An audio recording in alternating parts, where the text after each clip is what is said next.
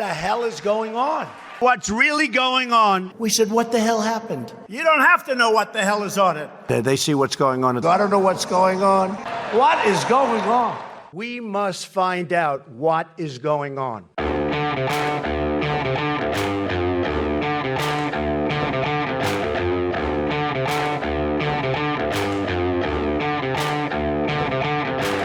Hi, I'm Danielle Fletka. I'm Marc Thiessen.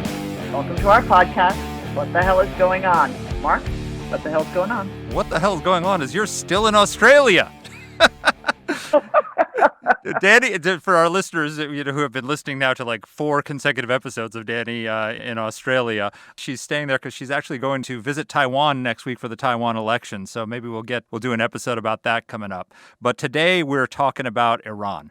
We're talking about President Trump's strike that took out Iran's terrorist mastermind, Qassem Soleimani, and the Iranian response to that attack. Now, one of the themes in our podcast, Dany, that I've gotten from you is you've been very frustrated with the Trump administration's failure to respond to these escalating attacks from the Iranians. First they attacked the Norwegian and Japanese oil tankers. Then they shot down a U.S. drone. Then they attacked the Saudi oil facilities. And you've been making the case, which I agree with, that we were sending the Iranians a signal that we were weak and that they could escalate. And they escalated, and Trump took out Soleimani. So how you like him now? Look, I think this was a great decision. You and I both lauded Barack Obama when he made the tough decision to go after Osama bin Laden in the way that he did. I feel exactly the same way about Qassem Soleimani. I've seen the unbelievable amount of garbage that is being put out there about how he is adored by the Iranian people, about how he's one of the most senior people, the number 3 person in the Iranian military, in the Iranian leadership firmament, about how this is an act of war. Honestly, for people who a week ago had no idea who the hell Qassem Soleimani was, we have seen a lot of rubbish new experts born. Oh, I couldn't agree more. And look, the idea that Trump escalated here is preposterous. It was the Iranians who are escalating. I just ticked off the series of attacks that they did, each one bolder than the next, taking out Allied tankers, shooting down an unmanned drone. And Trump had drawn a red line through Mike Pompeo, who traveled to Baghdad last May and told Iraqi leaders to tell the Iranians that if they killed a single American, there would be a military response, and it would not be against their proxies, it would be against Iran. And they seemed convinced that that wasn't going to happen, that Trump wasn't going to pull the trigger. And that's partly Trump's fault, because Trump talks about withdrawal a lot and pulling out and not getting involved in wars in the Middle East, and they miscalculated. But Trump didn't escalate. The Iranians escalated. They sent their militia, Shia militia, to attack a military base, and they killed an American and injured 4 more. And then while Trump was deciding what to do with that, they raided the U.S. Embassy in Baghdad. So the idea that this was an escalation by Trump, no, he showed, I think in yours and my estimation, too much patience with the Iranians. And what I love about this is that he made a major strategic shift, which is he told the Iranians that we will no longer allow you to hide behind your proxies, that if your proxies carry out something, we're going to hold you responsible for it. And he gave the ultimate act of holding Iran responsible, which was taking out Soleimani, who was the mastermind behind all of these proxy forces that Iran has all throughout the Middle East. We should really do everybody a favor and review some of the bidding about Qassem Soleimani and how many deaths he's been responsible for. I saw that the Washington Post was sort of, questioning whether Donald Trump was accurate and others were accurate in suggesting that he was responsible for hundreds of American deaths. First of all, folks, Qassem Soleimani is, in every sense of the word, the Godfather. He is the man who is at the helm of all of Iran's proxy forces. He is the power and the brains behind Hezbollah. Was. Thank you. He is no more. Oh, yes. Well, Hezbollah, which has been responsible not just for attacks on Americans, but attacks on Israel, attacks on Lebanon, the death of hundreds of thousands, and I'm not using that number loosely, hundreds of thousands of Syrians. Qassem Soleimani was responsible for the management of the Houthi militias that targeted civilians, that targeted Saudi airports, that targeted Americans. This is a man who was enormously dangerous, who was evil. And you don't hear me use that word lightly. I don't think I've used it before on the podcast. He was someone who had no regard for human life. And for those people who tweeted out pictures of him reading poetry, yeah, I know Hitler loved dogs and children too. That doesn't take away from the terror that he managed, that he orchestrated, that he masterminded. The world is rid of an evil man, and good bloody riddance to him. And let me also point out something which the president pointed out in his address to the nation about this, which is that the missiles that rained down on a U.S. base when the Iranians retaliated were paid for with the $150 billion that the Obama administration gave the Iranians as part of the Iran nuclear deal. I would go even further to say that Qassem Soleimani's campaign of terror around the world was financed by the Obama administration's decision to give them that money. When President Trump came into office, Iran was on the march across the Middle East. The Obama administration kept telling us, well, we'll get this nuclear deal and it'll be a first step to bringing Iran back into the community of civilized nations. No, what the Iranians did is they took that money, didn't use it to benefit their people, gave it to Qassem Soleimani and the Iranian Revolutionary Guard, and used it to fuel terror across the Middle East, in Lebanon, in Syria, in Iraq, in Yemen. And this is what Trump inherited, which was an Iran that was on the march across the Middle East, fueled by the money they got from the Iran nuclear deal. For these people of the previous administration to then, sort of sit there and criticize President Trump as he was bringing us to the brink of war, he was escalating, this was an irresponsible decision, is quite frankly pretty rich for me. Yeah, no, look, it is. And I might have been persuaded to support the JCPOA, the Obama administration's Iran deal, if Obama had been telling the truth, that he was determined to ensure that the money that we dumped from helicopters onto the Iranian regime was not going to be used to support their malign agenda in the Middle East. The problem was he wasn't telling the truth. The Obama administration had no intention of containing Iran in the wake of the Iran deal. They became the lawyers for, the agents for, and the propagandists for the Islamic Republic of Iran. And you see that on Twitter to this day, when senior Obama administration officials are out there basically defending Qassem Soleimani. No doubt. And also, by the way, all the predictions are wrong. Because they were wrong when they were in office, and they're wrong today, because they were the ones who were saying Trump is bringing us to the brink of a full-scale war with Iran. Well, guess what happened after he took out Qassem Soleimani? The Iranians launched an attack on 2 U.S. bases in Iraq.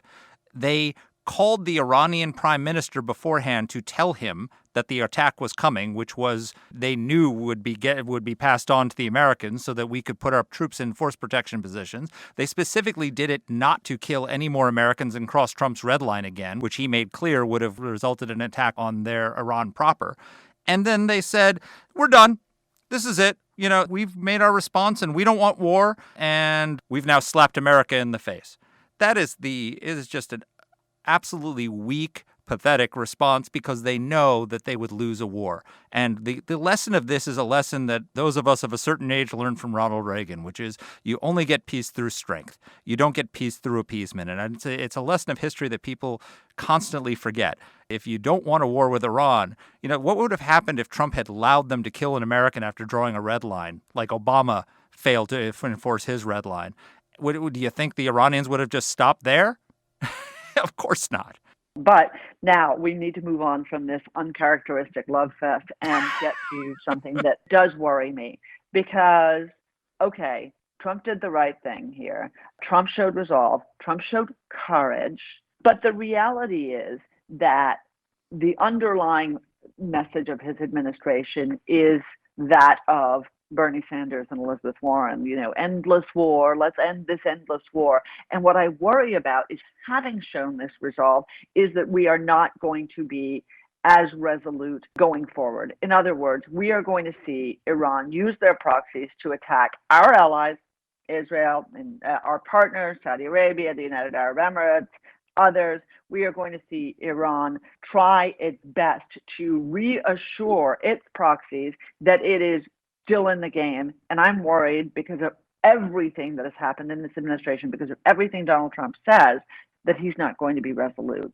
Don't you worry about that too, Mark? Don't you? A little bit? Oh, I do. I do. Look, I mean, I've been as critical as you of the talk of withdrawal and endless wars and all the rest of it. But it's interesting how one of the things that every president since the end of the Cold War who's been elected has been elected on a more humble foreign policy, less fighting abroad, and then the reality of the world slaps them in the face when they get here. The Iranians, ironically, their objective is the same one that Trump had in his campaign, which is for the U.S. to withdraw from the Middle East. And now we have the situation in the wake of this where the Iraqi parliament had a symbolic vote. Everyone set their hair on fire about this, but, the symbolic vote that was purely by the Shia members because all the Kurds and Sunnis didn't show up, basically a sense of Congress resolution saying the U.S. should leave. And Trump basically said, oh, yeah? Then I'm going to impose sanctions on you that are worse than the ones on Iran. And, oh, by the way, you're going to pay us back for the military bases we built you, and we're not going anywhere. So the Iranians actually succeeded in pushing Trump into the right position when it comes to staying the course in the Middle East. Yeah, it's kind of amazing. And what's doubly amazing? I've seen a couple of people tweet about this, but what's doubly amazing is the fact that this happened after John Bolton left the National Security Council. Yeah, John was the one who was going to start the war with Iran, and now he's gone.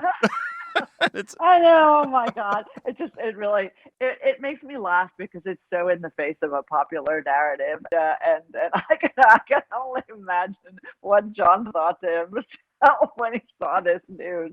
But that's just my little bit of private enjoyment there. Yep. But look, this is going to be an issue with his base. This is going to be a question. And this is why you see the Mike Lees and the Rand Pauls, who have been Trump whisperers on a number of issues. This is why you're going to see them going after him. And I'm not quite sure whether it leads to good outcomes. The Soleimani killing was an unqualified good, but is it going to lead to positive outcomes? Or is this going to lead to an effort to actually pull our troops out of Iraq? Well, we've got the perfect person to talk to us about all this today. He's a good friend of the podcast, General Jack Keane. He's been on with us before. He's a foreign policy and national security expert who is a retired 4-star general, former vice chief of staff of the U.S. Army, and currently serves as the chairman of the Institute for the Study of War, as well as a Fox News senior strategic analyst. I talk to him all the time in the Fox Green Room, and I love that he comes onto the podcast to talk to us. So let's turn it over to General Jack Keane. Well, Jack Keane, welcome back to the podcast. Yeah, delighted to be here. So, look, we've just had probably the most momentous foreign policy event of the Trump presidency. Did Donald Trump win this standoff with the Iranians? Oh, yeah, no doubt about that, in my view. And this is only the second time in 40 years that the Iranians have actually blinked when confronted. The first time was with Ronald Reagan towards the end of his second term, when we had the Persian Gulf crisis going on, and he took down a Navy base and also some oil fields, and that ended the crisis. And most of our presidents, to include Ronald Reagan, before that, have failed to confront this regime. And Donald Trump deserves a lot of credit, one, for changing the appeasement strategy of Obama and moving to a confrontational strategy, which he shared with the 55 leaders in the Middle East in July of 2017 in Riyadh. And he told them, I'm going to stand with you and confront the Iranian regime. And he chose economic sanctions as the vehicle, not guns, not bullets, sanctions, and heading towards a diplomatic and political solution. I think he's on a moral high ground now. I think he's got them back on their heels. And it remains to be seen if there'll be a diplomatic opening as a result of it. The Iranians may very well just be waiting to see if Donald Trump's going to be elected or not. Give us your assessment of the Iranian response. I believe the response was designed to not hurt Americans, that it was designed as a public relations tool for their own people. The Iranians have never been as spooked as they are about their own population. I think they genuinely now see them as a potential threat to their regime. And I think by taking action and advertising it as a serious action to their own people is part of their propaganda that they're creating. But clearly, they fully knew that if they had killed Americans, something worse was going to happen to them. The president had promised them that. And I think the fact that the president had shown so much restraint for almost a year, from the drone being shot down to the bombing and seizing tankers to hitting oil production facilities, and then, of course, the large Saudi airfield, 10 attacks on bases that were housing U.S. soldiers with rockets, and the president didn't do anything. I didn't agree with all of that, to be frank about it, and I spoke publicly against it, and privately with some people in the administration. But then on the 11th attack, because an American was killed and 4 of our troops wounded, the president acted with the 5 airstrikes, and then also with Soleimani as a result of storming the embassy. But more importantly, they knew they had actionable intelligence. I was told by 2 high-ranking government officials on Friday after the attack. I think they wanted to see what my reaction would be publicly, and they assured me that they had exquisite intelligence, their term, not mine, on multiple targets at multiple locations. And their judgment was, well, okay, what can we do? And they have options. They wanted to disrupt or prevent that attack. And they felt the best option that was available to them was Soleimani, and they had been tracking him anyway. And, he's not hard to find, because I think it's come out publicly in the last few years. I believe Soleimani, his own arrogance got a hold of him. I think he thought he was infallible, invincible, and I think he had in his mind a certain immunity, from American presidents, that they were not going to target him. And that led to him being so visible. Here's a guy flying in and out and through airspace that the United States controls. That's how arrogant he is. And we don't know where he is. Of course we know where he is. So yes, it was very well done. And the president's restraint, I think, helps to legitimize what he did when he finally took some action. And it stunned and surprised Khomeini and his regime, because they flat did not expect that to happen. And I think they were reeling as a result of it, and clearly backing down, as they did when Reagan pulled the trigger. I want to step back for a second, because you have spent more time than many going back and forth to Iraq, working with our military commanders. And I think this is something that deserves a wider aperture, because although we keep hearing from everybody in D.C. that they knew full well who Qassem Soleimani was and what the Quds Force is, the reality is that it's our troops on the ground and our commanders who had the most experience. What was this man to our forces on the ground in Syria and in Iraq over the last 2 decades? Yeah, that's a great question. Qassem Soleimani took proxy warfare to a very new level. The Iranians obviously used proxies when they blew up our 2 embassies in Lebanon and Kuwait in the early 80s and our Marine barracks. And they also used proxies when they blew up Khobar Towers in the mid-90s. And Qassem Soleimani came in the late 90s as the head of the Quds Force. But he really took it to an extraordinary level, because he took the Hezbollah model and he exported it to Iraqi Shias, to Afghans, and also to Pakistanis. The sum total of that is somewhere in excess of 100,000 proxies that he had out there with guns doing his business. And at one point during the Syrian war, which, by the way, our audience should know that in terms of the ground operations and where things were taking place, it was the Iranians who were running that ground war. Assad's forces were decapitated very early on, and they had huge morale problems. Soleimani really stepped in, and he supervised what was taking place there. He provided oversight. It's not that he was on the ground every day. He was not, but he was in and out of there constantly. They lost 4 or 5 IRGC generals in that fight there. But at one time, he had tens of thousands of Hezbollah in there. He had thousands of Iraqi Shia militia. He had thousands of Afghan proxies in there and thousands of Pakistani proxies. This is not well known to people. What he did in Iraq is he took the Iraqi Shia militia and he brought them to 2 bases in Iran. And he brought Hezbollah commanders and officers out of Lebanon to train them, and they trained them routinely there. And it was there that they trained them on how to use the advanced IED that his scientists and engineers developed, which could penetrate any known armor on the battlefield. In other words, it could penetrate an Abrams tank, and it did, and killed those tanks. And they gave them also rockets and mortars to use, and also money. And they came back, and he told them, don't use these munitions on the Iraqi security forces. Don't use them on civilians. Use them exclusively against Americans. And that they did. And the casualties rose proportionately to that. The given number is 600, which is most people are using, that were killed and thousands wounded. Lloyd Alston, who was our last commander, who I just saw a little while ago at Walter Reed, confirmed for me again. He said, sir, he told me this a number of years ago. He said, sir, it's somewhere in the neighborhood of 1,500 to 2,000 that they killed, in my judgment. Now, in 2008, our audience should also know, as a result of the surge, in 2007, we beat back the al-Qaeda, and then in 2008, in conjunction with Iraqi security forces, we beat back the Iranian-backed Shia militia in Basra and also Muqtada Sadr's forces in Sadr City. So we did finally have our way with them. But we made a significant mistake, Danny.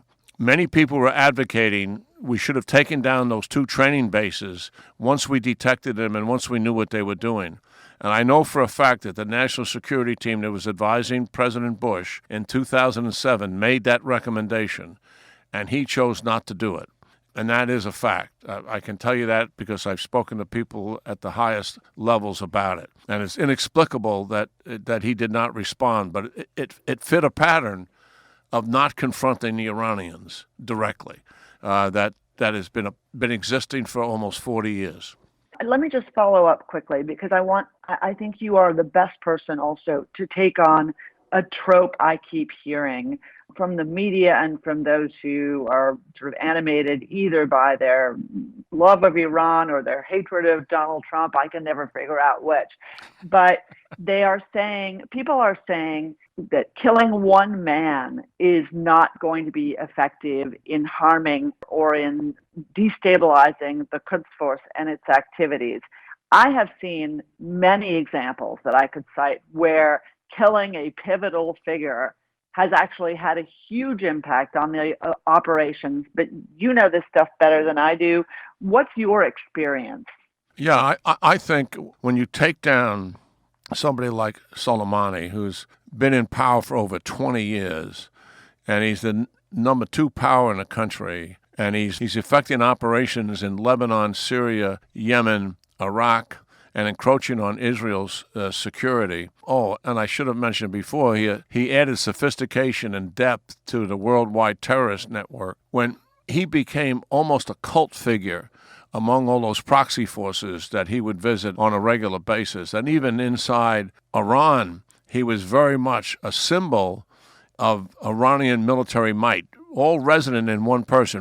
So, yes, taking him down, an iconic cult figure like that, has huge symbology, and more important, it affects them operationally. I believe that Khomeini is reeling from this, was pushed back on his heels, and here's why.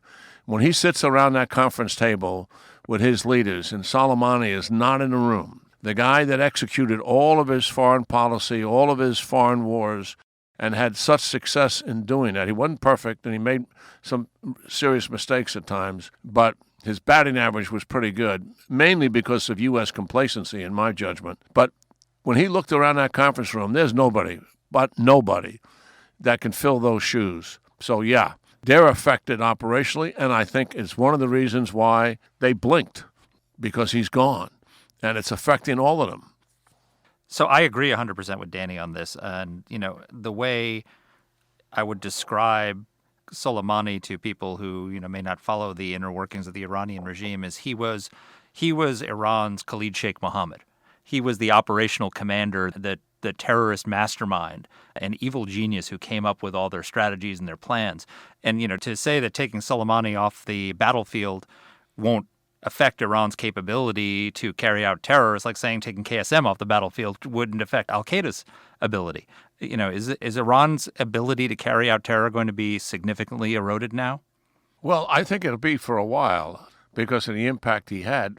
It was personally Soleimani who made 2 visits in 2015 to Moscow. He made his first visit early in the year to motivate Putin to get into the war, military intervention. He had to be convinced, and he didn't sign up on the first visit. So Soleimani goes back on the second visit, and now it's spring. And at that visit, he agreed to do it. I don't know if he agreed right in front of him, but that August and September, they were moving into Syria. And they needed that air power because the Assad's air power was depleted except for the barrel bombing, and they're having some major problems, particularly with the al-Qaeda opposition in Syria. So that war in Syria raging on, and the success that they've been able to have, again, U.S. complacency is a major contributor here, could never have been done without Soleimani. And then, of course, it was Iran's instigation and catalyst that motivated the Houthis to topple a regime in Yemen that was friendly to the United States and to our allies. And that produced another human catastrophe. And then Soleimani is absolutely embedded into Iraqi politics and what has taken place there. He helped build the Popular Mobilization Unit to a force of 130 to 150,000. A large portion of that is Iranian-backed Iraqi Shia militia. And yes, the impact is quite extensive, and his loss is going to be felt seriously. Jack, talk to us a little bit about how much courage this decision took for the president to make it. Before we went on the air, we were talking a little bit about how long President Obama sat on the intelligence about bin Laden before pulling the trigger. But this is a big decision for the commander-in-chief, and this comes on the heels of his decision to take out Baghdadi, which was also a very bold decision. How much courage did this take, and what does this say about President Trump as commander-in-chief? Yeah, I think in looking at this through the years, when leaders are making decisions like this, the adverse consequences are always there. There's always going to be some kind of retaliation. But what happens to leaders is they can't find their spine. And what happens is they get paralyzed by the fear of the adverse consequence. That becomes the significant embodiment in the decision. And you saw that throughout Obama's 8 years as president. He was constantly paralyzed by the fear of adverse consequence. He couldn't find his spine to overcome the fear. You know there's going to be adverse consequence. You know there's going to be retaliation.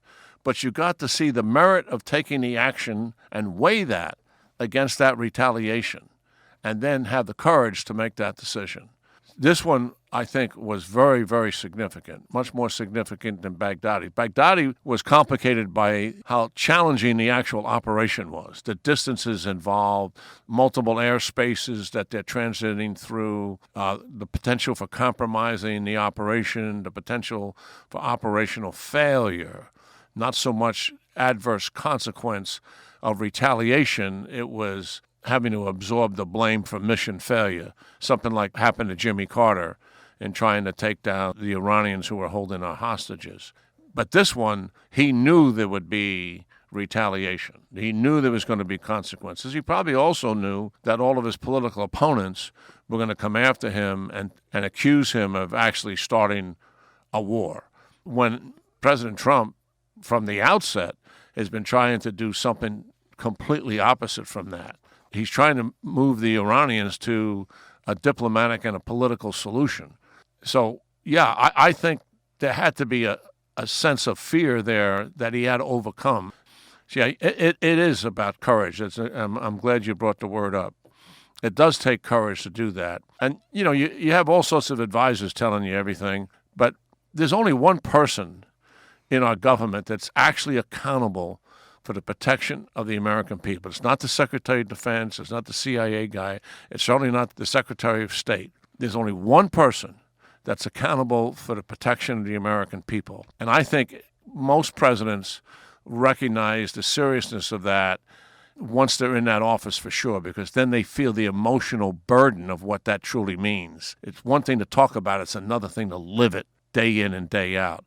And that burden had to be there. But I would imagine when it came down to it, what enabled him to overcome the fear of adverse consequence was at the end of the day, he knew he was protecting American soldiers and American diplomats based on the intelligence he had. And that gave him the courage to make the decision, regardless of what the Iranians were going to do. Jack, you talk about blowback and the fact that that had to be factored in. And I think that's right from the Iranian standpoint. But we've seen an example of that. We've seen what the Iranians have done.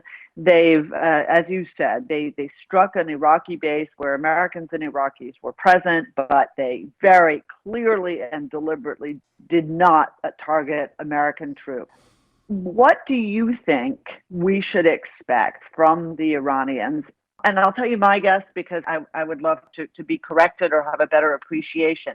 My feeling is that the Iranians go to their sweet spot, which is they use their proxies. Their proxies are expendable, and they use Hezbollah or Hamas or the popular mobilization units in Iraq, the Hashd al-Shaabi, to start a campaign targeting the United States. Do you think that's likely, or do you think they are really afraid of what the consequences might be? Yeah, that's interesting. Let me make a couple of points before I completely answer that question directly. The first is the choices that they had. We have 80,000 troops in the Middle East. President Trump has put about 14,000 more there on the ground in one capacity. I'm not talking about ships sailing up and down the Persian Gulf. And we have significant ground bases in multiple countries. We have significant air bases in multiple countries, and we have a significant Navy base in Bahrain. So that all adds up to 80,000 troops, and most of those bases, they're all U.S. bases. There's no one else on the base. All of those were reachable from Iranian short-range ballistic missiles. So they fired at 2 Iraqi bases that used to be U.S. bases, and they only fired 15 weapons. Almost a third of them didn't quite get there. And now, why did they do the firing? Why didn't they let their proxies do it? Well, I think there's 2 reasons for that. One is they wanted to control the outcome, and they didn't want to delegate something like that to the proxies, who have a tendency to be heated, emotional, and maybe they'd go a little nuts. And their weapons are not as good as what the Iranians have. And secondly, they may have feared they wouldn't be able to control them as well. So they wanted to control that outcome. Also, I think they wanted the propaganda value of taking films of these missiles taking off from Iran heading towards Americans in Iraq. So they had a lot of choices. If they really wanted to hurt us, they could have slammed us at one of those bases, and there would have been casualties from that. But they also knew that Trump would have seriously, reacted to something like that. The proxy issue, yes, that has been their mantra for 40 years. I believe they're going to go back to it, but they're going to be very careful. I think they'll go back to activities that have more to do with our allies than they have to do with us. Because if they're going to go after, whether it's a proxy or an Iranian going after Americans, that line has been drawn, and they know that this is a no-nonsense president, and the next time Americans get killed, he's going to do something even worse. I don't believe the Iranians are going to come running to the negotiating table right away with a political and diplomatic solution here, because I don't think that's yet in their interest. I think the fact that the uncertainty of whether this president has got a second term or not will help drive some of those decisions for them.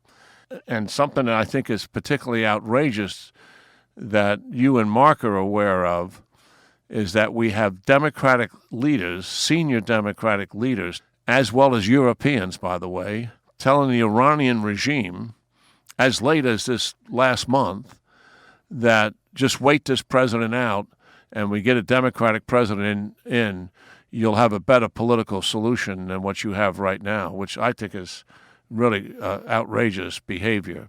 Jack, isn't when it comes to proxies, one of the strategic innovations of what Trump just did is that he held Tehran responsible for the actions of their proxies, which is something that previous administrations had not really done. And as you said, President Bush didn't go after those bases in Iran. He didn't hold Soleimani responsible. Trump literally held the attack that killed the American that's precipitated all this was a Shia militia attack. and he held Soleimani and the Iranian regime responsible. So that's a major shift in our strategy, isn't it? Oh, yeah. And it's something that should have been done a long, long time ago. And President Trump had said that right from the beginning, that he was going to hold the proxies liable. And what I was told from the two government officials who called me on Friday after the attack, that Soleimani was actually directing and coordinating the execution of this operation. He was personally engaged in it, and some of the visits he had made were visits that were contributing to operational success. So, yeah, I think they had options. If they know where the attack is, because they had such good intelligence, and the locations, they may not know exactly what the timing is. There's a lot of things they could do to shore up that situation for themselves and also be able to be ready to target someone who's going to be shooting at them. But I think they realize, and I think successfully recognize, that, listen, all of that's very iffy. The best thing to do, if we've got this guy's fingerprints on the operational planning and coordination and also directing this operation, let's take him down. And that, they had no guarantee of it, that may at least disrupt this operation or actually prevent it. And it prevented it. So you bring up a really important question, which is, what the actual circumstances were. Now, I don't know whether, in fact, you probably haven't seen because it's happened while we're talking, but Senator Mike Lee, Senator Rand Paul, and Senator Chris Murphy all walked out of a State Department briefing and denounced the president, denounced the decision to eliminate Soleimani, and said that there was no imminent attack that could have or should have precipitated this strike. Now, I could have told you they were going to say that beforehand, so, not really a surprise.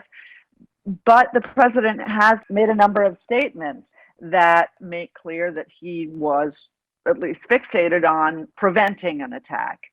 Help us understand the opposition to this and, how you see the credibility of what he said and, how you see a little bit the political debate that's going on. Yeah, I think on the one hand, particularly by his political opponents in his opposition party, no matter what he does, they seem to be opposed to it. It's one of the saddest things I've ever observed, to take down somebody who, in terms of its impact on America's policy in the Middle East, is more significant than Osama bin Laden, in my view, and certainly more than Baghdadi. And to take him down and then have people be so fundamentally opposed to it, I think if Barack Obama had done it, he'd be feted for it by the Democrats and by the Republicans. They would say it was a bold move. So, this political divisiveness and how it impacts now foreign policy and national security, and people are drawing battle lines over it, is really something that's sickening to watch. But all that said, what happens with people in the narrative, the isolationists who you mentioned, their fear is this is going to lead to a war. To me, it seemed like a false argument right from the beginning. Why is that? One, if anybody knows anything about this regime, they know that their number one priority is the preservation of the regime and their staying in power. These are thugs and killers masquerading as clerics and mullahs. And they are really bad people, and that's all they desire, and they conduct their ambitious foreign policy to spread the Islamic Revolution at the expense of their own people. Secondly, President Trump, right from the outset, we all know the last thing that this president wants to do is start another war, particularly in the Middle East. He's absolutely fundamentally opposed to it before he ever became president for years. So he does not want to do that, and I think he rightfully saw, as did his advisors, that taking down Soleimani is a step towards preventing war because it'll force the Iranians to de-escalate as opposed to escalate. And that is the outcome that we got. If people can't see that now, after Iran's activity, then they're never going to see it because they're just blinded, by their own emotional and psychological commitment to their point of view.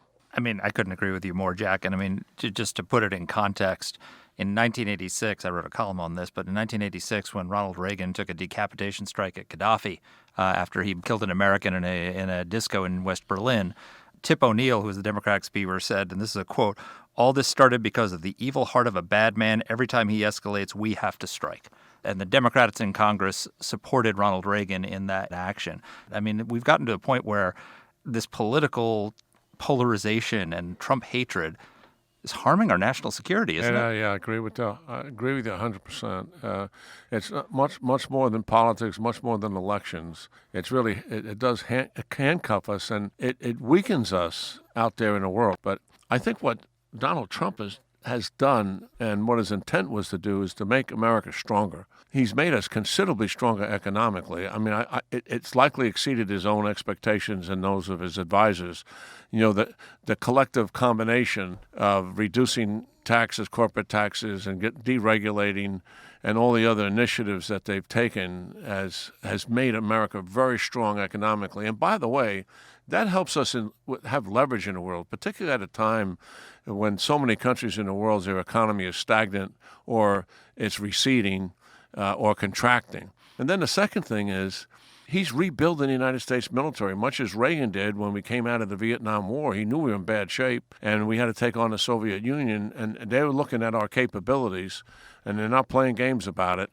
They're going to take a hard look at it. And he knew we had to have real capability there. Well, Trump understood that too. He had enough people tell him, you know, the United States military has suffered significant atrophy because of the 9/11 wars, and we had to rebuild it. And he's taken that on. And strong economy, strong military. And then the third thing I think he's done is strong leadership. And that is a deadly combination when you're leveraging the United States elements of national power around the world. So I think we are in a stronger position under his leadership, despite some of the disagreements you have with how he goes about it and how he talks about it every single day on a personal level. But that's not going to change. And it is unfortunate that when something like this takes place, and when you see that an American president is motivated by saving American lives and he doesn't get credit for that, if he had failed to do that, and those attacks came at the multiple locations, multiple targets, as the senior officials were saying, and we lost those lives, and then it became known that the president had intelligence on all of that and didn't act, that would be a failure of his obligation to protect the American people, and he would deserve not to be reelected based on that failure. So I'm at a loss at times to deal with the divisiveness and how it is hurting our country overseas. Jack, thank you so much for being with us today. Great talking to you guys, Dany, Marc. Thank you. Well, Dany, Jack Keane never disappoints. What do you take away from what he told us? Look, I think Jack's analysis is spot on. He really does have the experience on the ground that gives the lie to a lot of the arguments that Qassem Soleimani was not the bad monster that the president has described him to be, or that it won't be a significant blow to the IRGC, the Islamic Revolutionary Guard Corps, Quds Force, of which Soleimani led. So all of the above. But I think Jack also worries about the same thing you and I worry about, which is, hey, Donald Trump, stay the course. I agree, though I will tell you this particular decision has really increased my admiration for Donald Trump as a commander-in-chief. When I was in the White House, I remember President Bush had Tony Blair over for his final meeting before Gordon Brown became the prime minister in the UK. And Tony Blair was a courageous leader. And President Bush asked him, "How am I going to like Gordon Brown?" And Blair said, "He's an incredibly intelligent man." And Bush said, "I don't need intelligence. I need courage. Is he courageous?" And Blair said, "He's an incredibly intelligent man." and the point being is like, look, when you're president of the United States, you've got lots of you can bring the smartest people in the world in to surround you and give you advice and information, and you have to be intelligent, but deep knowledge of the world and history is not the most important element of the presidency. What's important is decisiveness, willing to make decisions, and courage. And Trump showed enormous courage in making this decision. He showed enormous courage in taking out Baghdadi. Obama sat on the intelligence for a long time about Osama bin Laden's whereabouts rather than carry out that attack. He really took a long time. Trump didn't hesitate with Baghdadi. He didn't hesitate with Soleimani. And that kind of decisiveness and courage in a commander-in-chief is probably the most important attribute that we need in a president when it comes to keeping the country safe. Yes, let's just hope that he maintains that decisiveness and Agreed. that courage. And let's exit on one note of just amazement. Nancy Pelosi is going to have a vote to require Donald Trump to cease all military action against Iran unless it's approved by Congress. Good Lord. What is wrong with the Democrats? They What is wrong with them? they hate Donald Trump so much that they can't, if he said the sky was blue, they'd say, no, it's red. It doesn't matter what he does. They're so driven by their impeachment, get rid of Trump derangement mindset that they can't back the president in a confrontation with Iran, which is an indisputably evil regime, and Soleimani was an indisputably evil man. And the Trump derangement on the left and with some on the right, I get it. I understand why people don't like him, but it's gotten so bad that it's really hurting our national security. The idea that while Trump is sending a message of resolve to the Iranians, that Nancy Pelosi would choose to try and tie his hands in that confrontation is simply appalling.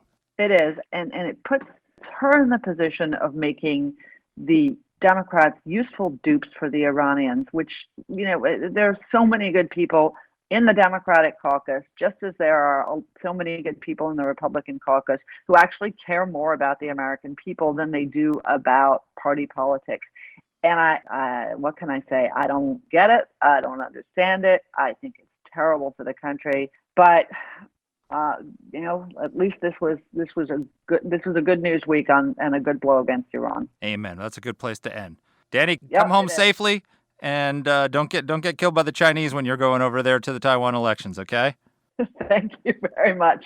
Thank you very much, Mark. And save some of those koalas. Okay. Can you bring some home with you? Oh my God, this is a terrible tragedy here. It really is. This poor fuzzy creatures and people whose lives have really been devastated by this. So I wish it was just the koalas and not the human beings that live in Victoria and New South Wales. But hopefully Australia's getting a good handle on this now. Awesome. All right. See you later, Danny. Okay, bye. Thanks, Mark.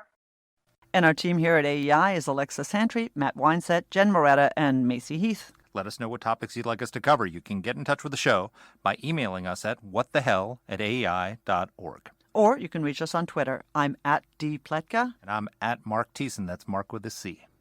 Please rate and review the podcast. If you like the show, please subscribe, share it, comment on Apple Podcasts, or wherever you're listening to this. Thanks for listening.